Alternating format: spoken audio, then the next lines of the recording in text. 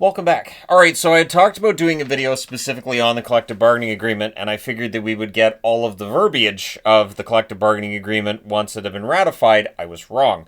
When it was ratified, basically the wording was, at a future date, they'll release it. It could be January when they release it. Could be October. Maybe they release it before this season, but obviously the players have looked through it and they voted upon it. Everybody's agreed to it, so both the Board of Governors and the players have signed off on it. Now, not all the players are overly enthused about this.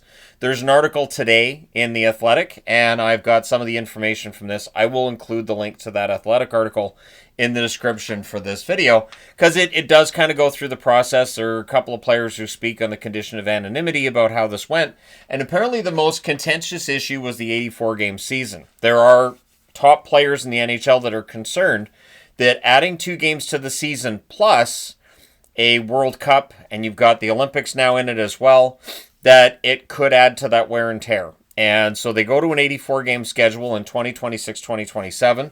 In order to do so, the preseason will get shortened. There are players who don't like that either because they feel like for the younger players, they're going to have less of a chance to impress. They're going to have less of a chance to show what they can do and maybe earn themselves that first call-up. We've talked before in preseasons about how important that can be for young players. So that does get taken out. It does shorten training camp, and it does add some pressure to those young kids to show themselves in 1 or 2 games rather than getting that full 2 weeks of preseason. The 2030 Olympics are also part of this collective bargaining agreement, so it, of course, includes a World Cup in 2028. The World Cup in 2028 could be a fun one. The Four Nations Cup that we saw this past February, they won't be doing that again. The World Cup, of course, then replaces it. We'll see if it has the same level of hype. World Cups in the past, the last one they had in 2016, I honestly thought it was kind of meh. It was kind of boring at times. And then it was, Team Europe in the final. And I mean, it's hard to get excited about Team North America and Team Europe. So this time out, hopefully it's done a little bit better. It's done a little bit more inclusive of not just National Hockey League players. And I understand that you'd have insurance reasons and various other reasons why you wouldn't necessarily want to bring in European-based hockey players. But I think it could be fun to have a Czech team, to have a Slovakian team, a German team. And in order to get full teams, you're not going to be able to do that just with National Hockey League players. But I do think it makes for a more interesting World Cup when you have more countries that are involved. The players said they know that lockouts never benefit them. So again, in the article I will link to, they're right. I have talked about this before. Anytime that a lockout has occurred, the NHL's generally got what they want out of it. Players will get some concessions, but not a lot. And basically the owners have driven those lockouts, and players are not anxious to go into another lockout, knowing that lockouts generally see the public favor the owner's position over the players. That's something I've seen time and time again. And the players generally end up giving up what they don't want to give up anyways. The most famous example would be we lost the 04-05 season as the players said no to a salary cap, and then in 2005, when the lockout ended, they had agreed to a salary cap, and it was just bloodshed from there. In terms of the players' union, because they had lost a whole year of their careers, and it didn't seem like that was justified. So players would know this. They know that in 2013, they ended up giving concessions to the owners, and honestly, it's not worth going through the lockout process again. The contract limit does drop to 6 and 7 rather than 7 and 8. So if you go to the unrestricted free agent market, you get a 6-year contract. If you sign with your own team, it's a 7-year contract. Now, this contract kicks in September of 2026, which tells me next summer, shouldn't they still have the ability to sign 7 or 8? And I've seen people saying this is the last summer, but all right, I'll play along and say next summer you can only sign a 7-year deal, but I'm pretty sure you can do a 7 or 8-year deal for guys who are negotiating for next year. So I think Connor McDavid can still sign an 8-year extension with the Oilers rather than 7 because that CBA isn't in place as of yet. But again, you never know. The playoff fund has moved up. This is something we don't talk about, right? So the playoff fund this season was $24 million, and it gets split amongst the teams that are in the playoffs, with a larger share going to your Stanley Cup champions. And that playoff fund is going to go up to $40 million by 2029-2030. Players are paid out during the regular season. Their final paychecks during the regular season. So the whole salary cap, that's part of the reason why the salary cap did not extend into the playoffs. And LTIR didn't matter because the players have already been paid out. They are paid for the regular season.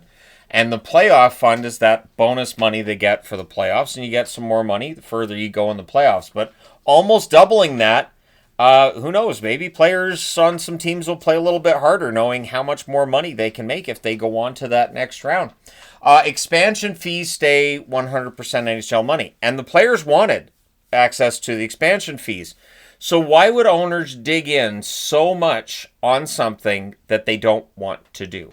So for the NHL to be like, well, we're not an expansion process. We're not.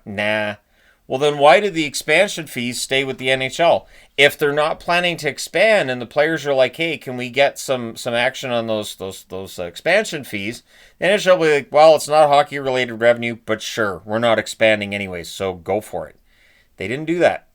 They just declared it's not NHL-related revenue, which is odd because it sounds like NHL-related revenue since it's somebody buying the chance to have an NHL team from the National Hockey League. But I also understand where the NHL is coming from because you'd have an artificial boost to the salary cap for that 1 year. You get the expansion fees, and then it's maybe going to drop a bit again.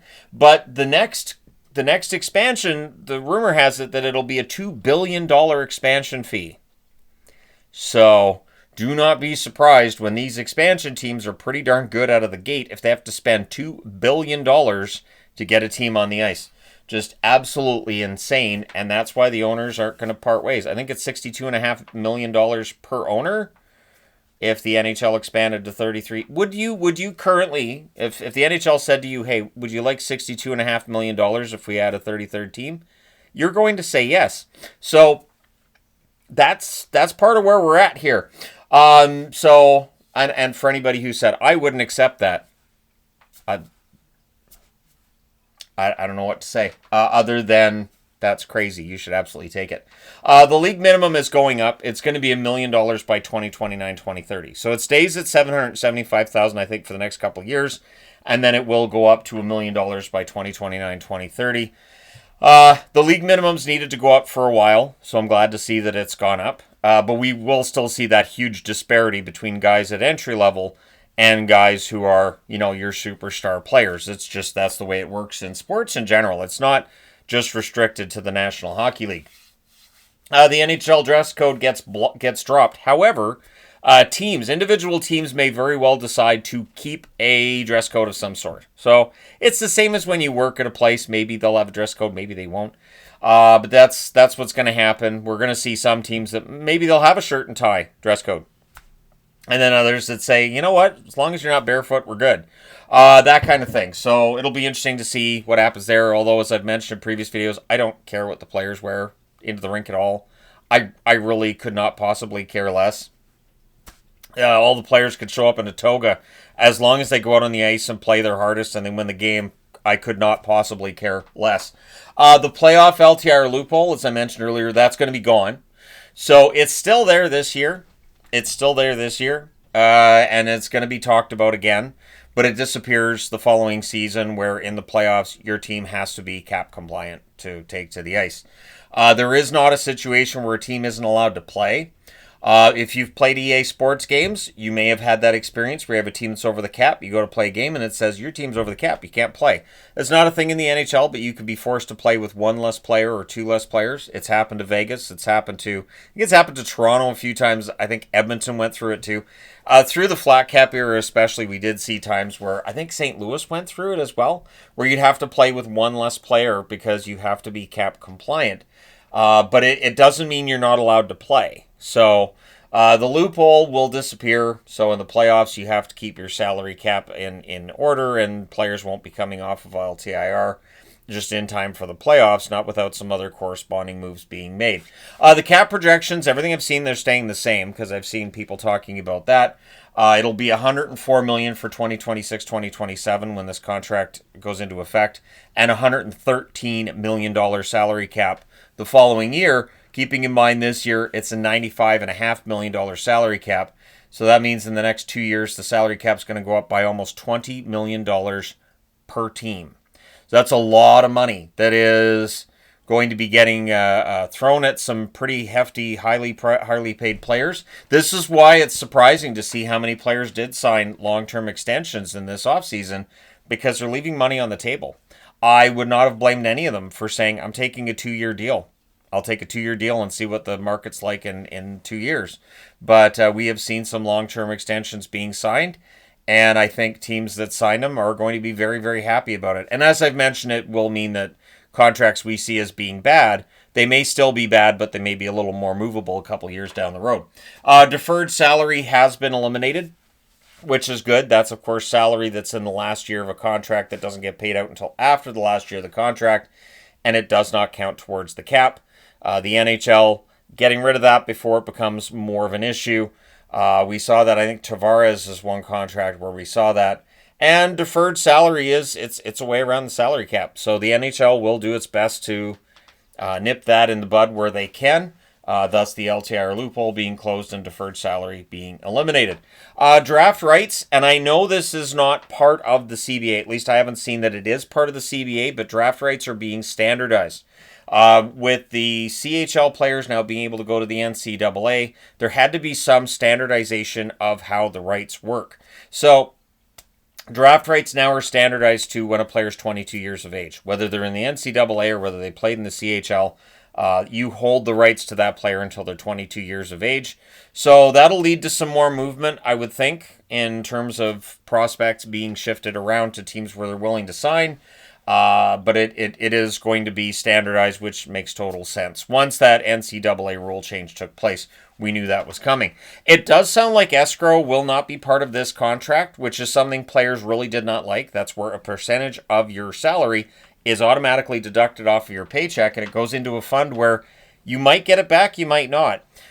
In January of this year, the escrow payments were given to the players and the rest was not withheld. And I felt at the time like that was a good faith gesture by the NHL trying to get a new collective bargaining agreement, and here we are. And so I don't think there's any escrow at all involved in this in the new CBA. It doesn't sound like we're going to get escrow, which really would help to nudge these negotiations along and get us to this point where we have a ratified deal. Escrow was wildly unpopular with the players, and back in 2020 it was really high, and so it was becoming more and more of a contentious issue for the players with the league. The revenue split staying at 50-50 makes total sense. There was a point where the players got more than 50%, and then in 2013 the owners got it down to 50-50. I don't think that's going to change, and that's why when teams are, raising prices of tickets, and when we're seeing all these advertisements everywhere, including on the jerseys and everything, players aren't going to complain, because all of that money that's coming in, it helps them. All of the sponsorship deals that teams have help them, and so why would you speak out against something that's probably going to make you more money? So I will not be surprised to see more and more of the advertising. I know fans don't like it, but it is the way of things. The NHL had a record in terms of sponsorship revenue this year, and I would imagine they want that to go up again next year. And it sounds like it's going to be about $7 billion the league made. It's not that long ago the league was making $5 billion a year, so it's a lot of money. The other change that's in this contract too is that the e-bug. The e-bug has been talked about a long time. The Leafs lost to a Zamboni driver. There have been some really good stories. There have been some fun stories. But the NHL, I think, understands that an emergency goaltender, having somebody in there who's maybe out of UBC and has never played a pro game, having somebody who hasn't played a game of NHL hockey ever in their career, and maybe they're almost 40 years of age, and you can't have that as your number 3 option in net. So what's going to happen now is a third goaltender will be employed by the team and travel with the team as well. So instead of having that emergency backup goaltender, there will be somebody formerly employed by the team. It does not sound like this is going to be an AHL level goaltender. It doesn't sound like this is going to be anybody who is, knocking on the door of an NHL career necessarily, but it's going to be a goaltender who is capable of jumping in as the number 3. So it will be interesting to see when this collective bargaining agreement goes into effect. how teams treat that number 3 goaltender spot, who gets that, and how the NHL handles everything as well. I'm happy that the NHL went the route of not having any sort of lockout. I'm glad they didn't wait until the last bloody minute, because the NHL's waited till the last minute so many times, where you'll have an agreement that's expiring in a couple months and they're like, oh, we're going to sit down. And I think the reason could very well have been they knew it was going to be ugly, so you put it off as long as you can, and then it takes a while to get things negotiated, and it can be very difficult to avoid the dreaded lockout. So getting it done earlier helps. And so we'll see what else comes out with this, with the collective bargaining agreement. But I think I've got everything major on the board. There's no rule changes coming to the league for this coming season or anything. So things are going pretty well. According to the National Hockey League and the Players Union, it sounds like things are going really, really well. They're making more money than they ever have. The league's making more money than it ever has. And that's usually the measurement they're going to use to decide whether or not things are going well. So I know there's people who don't necessarily like the officiating. They may not like some of the scheduling and whatever else. But the league just says we're making record money. We've got cities that want to have teams. We could potentially expand. Things are going well. And making sure that you have labor peace should ensure that things continue to go well. So there you go. The collective bargaining agreement as we know it at this point in time. I do think all of the major issues are on the board, and it does show just how easy this was compared to other times. There's nothing really major on this board, just some changes that we'll notice as fans, but not negative changes that I can think of. But let me know your thoughts. Hit like and subscribe in the event that you may not have done so already. Thank you guys so much for all your support. It's greatly appreciated. I will talk to you again soon.